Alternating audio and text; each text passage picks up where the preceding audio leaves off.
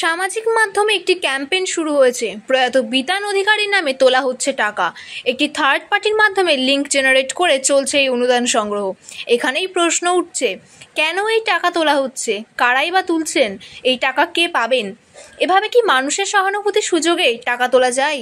Link খুললেই দেখা যাচ্ছে বিতান অধিকারীর স্ত্রী সোহিনীর পক্ষ থেকে চলছে এই ক্যাম্পেইন। লেখা আছে, ফ্লোরিডার বাসিন্দা আমাদের প্রিয় বন্ধু বিতানোর পরিবারের একমাত্র উপার্জন করতেন। তার অকাল প্রয়াণ আমাদের হৃদয়ে গভীর শূন্যতা তৈরি করেছে।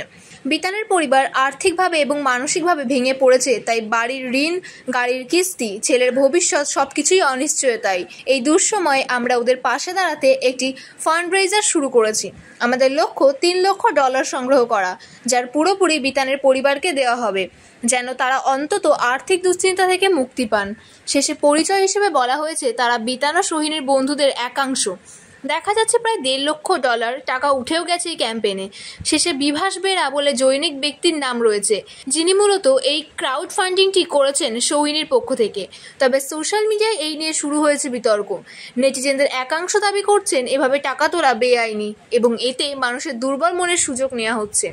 তবে অন্য এক অংশের বক্তব্য, আমেরিকা বা পশ্চিমী দেশগুলোতে বন্ধু মৃত্যু পরে এভাবে ফান্ড তোলা অস্বাভাবিক কিছু নয়।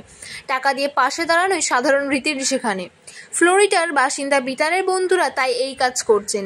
এই টাকা তোলা নিয়ে বিতর্কের শান নিয়ে তৃণমূল নেতা কুণাল ঘোষ বলেন, ক্ষতিপূরণের অঙ্কের পুরোটা যেন বিতানের স্ত্রী সোহিনীকে না দেওয়া হয়, কারণ ওদের পরিবারের যে সমীকরণ, তাতে বিতানের মা বাবা ঘোরতর অনিশ্চয়তার মধ্যে পড়েছেন বলে উল্লেখ করেন কুণাল।